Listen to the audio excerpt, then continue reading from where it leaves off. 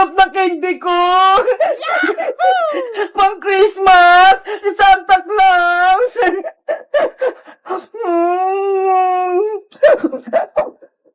Princess, pengin naman ako ng candy mo! Ayaw ko nga, bebang! Akin lang kaya to! Sige na, gusto ko rin yung matikman. Mag-isa na nga lang to eh. Ihingi ka pa? Wala kasi akong lollipop eh. Saan mo ba yung nabili? Pinabaon to sa akin ni nanay. Binili niya sa mall. Kaya wala akong katulad na lollipop. Tignan mo. Sana, meron din akong lollipop na tulad kay Princess. Ang sarap talaga ng lollipop ka. Princess, sige na. Patikin din ako niyan. Ang kulit naman ni Bebang. Sabi nga akin lang to eh. Please, maawa ka na sa akin. Sige na nga, pero tilaan mo lang ah. Oo, promise. Eto na, nga. Ang sarap nga. Sabi ko sa'yo eh, maganda tong lollipop ko, matamis at masarap. Princess, patikim pa ulit ako. Hala, bebang, ang sabi mo, isang beses ka lang titikim. Ang sarap kasi. Sige na, please, titikman ko ulit. Si bebang naman eh, hingi pa ulit. Sige na nga. Wow! Tama na, bebang! Inubos mo yung lollipop ko! Bebang! Bitaw mo na yung lollipop ko! Hindi lang kita bati, bebang! Ang sabi ko, konti lang kainin mo sa lollipop ko eh! Sorry na, princess! Hindi ko mapigilan eh! Kahit anong sabihin mo, hindi na kita bibigyan ng lollipop ko! Akin na lahat to!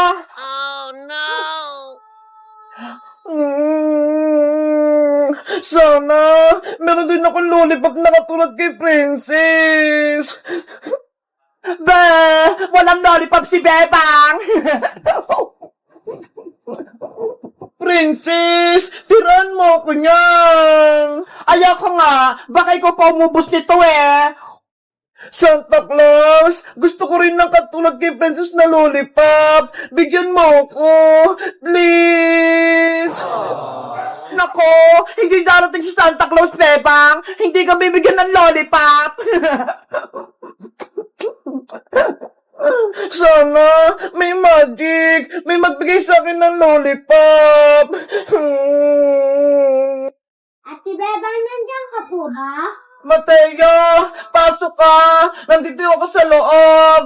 Ate Bebang, surprise! May bibigay po ako sa'yo! Ano yan, Mateo? Mga candy po ito at lollipop para po sa'yo. Totoo? Akin yan, Mateo? Opo, may nagbigay po sa akin na ito sa labas. Sa inyo daw po. Kunin mo na po. Ang galing! Natupad yung wish ko!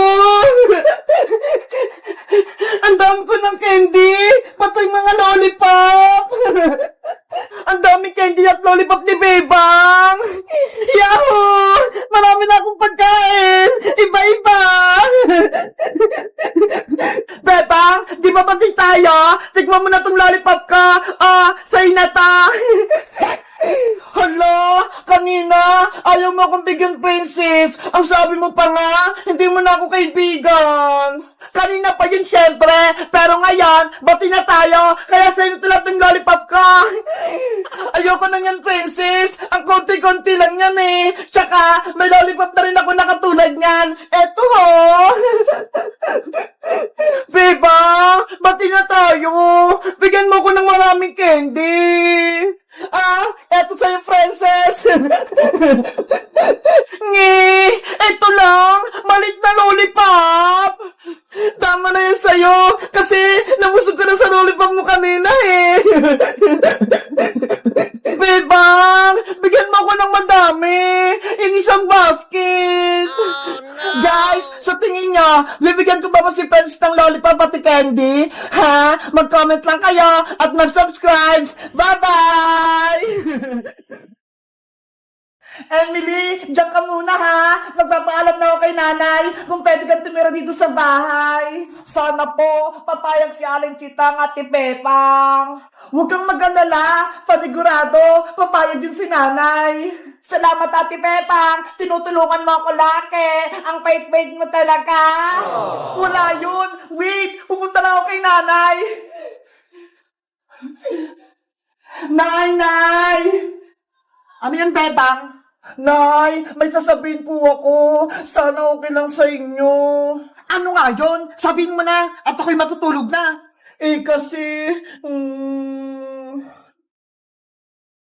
Pwede po bang dito na lang tumira si Emily, Nay? Pwede po bang dito na lang siya matutulog sa bahay natin? Anong sabi mo, Bebang? Mag-aalaga ka ng bata dito pa sa bahay? Opo, ayun po si Emily na yun. Hello po, Aling Sitang. Diyos mo, yun naman, Bebang. Saan mo naman napulot yung bata na yan? Baka hinahanap pa ng magulang niya? Matagal ko na pong kaibigan si Emily, Nay. Tsaka, ulila na po siya. Wala na po siyang magulang. Wala na siyang matitirahan.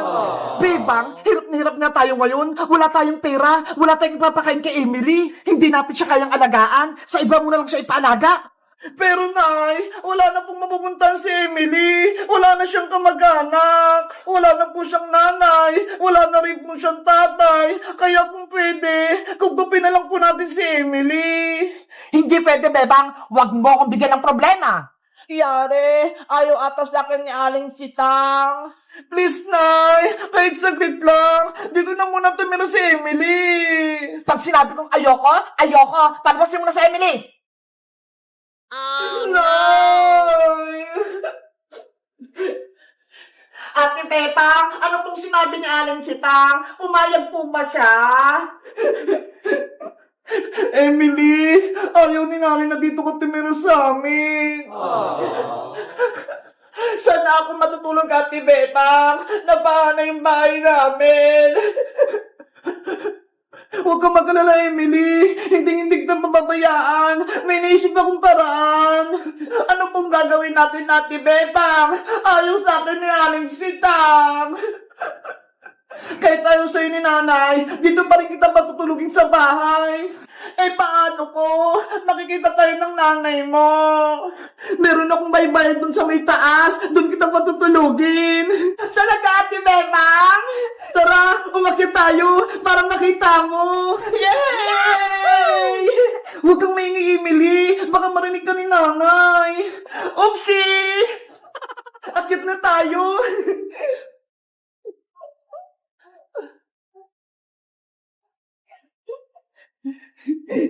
Bilis, Emily!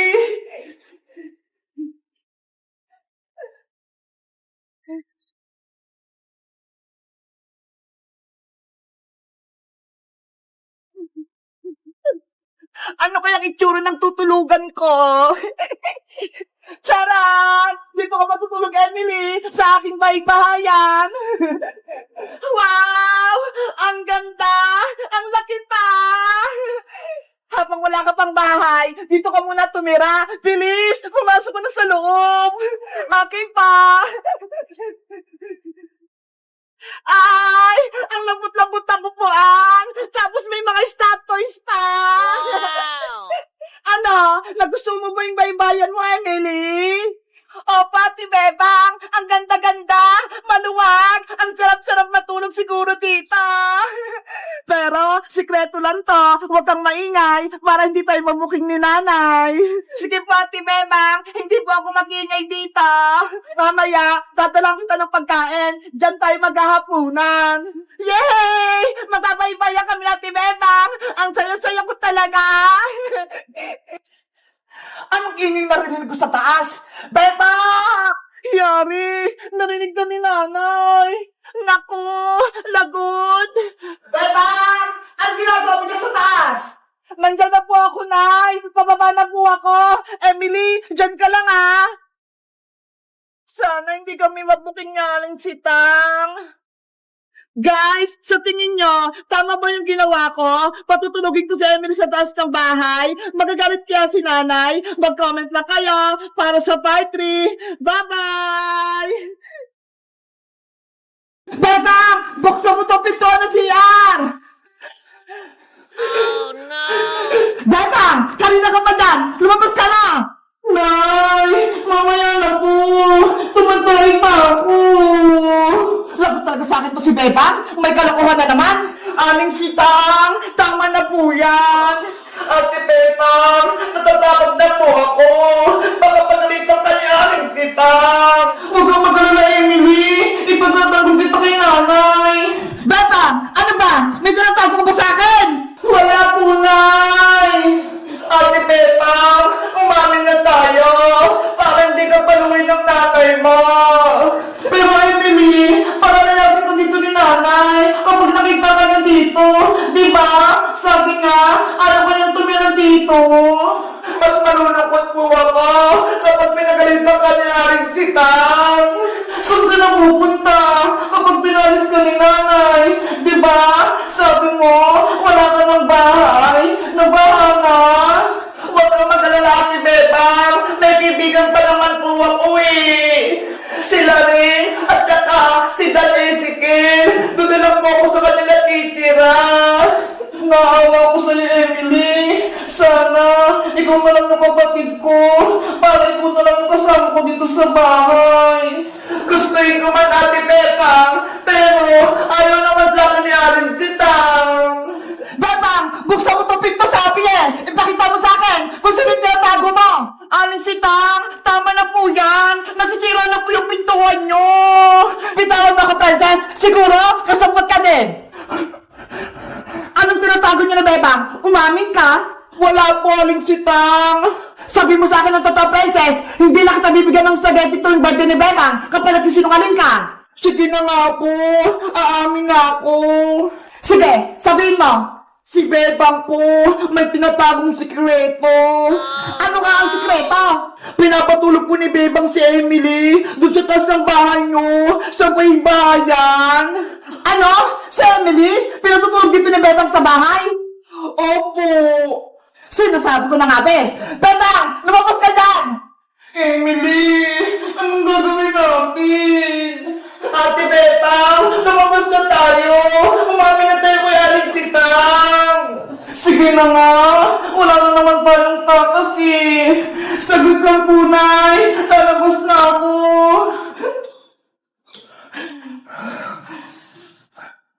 Nay! Aling Sitang! Anong ginawa mo, Bebang? Magpaliwanag ka! Sorry po, Nay. Kung tinago ko si Emily dun sa taas, pinatulog ko pa siya, kahit ayaw niyo po.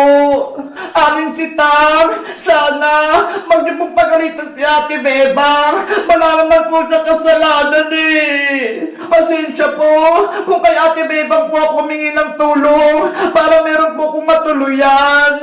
Yun pala, hindi niyo po ako tanggap.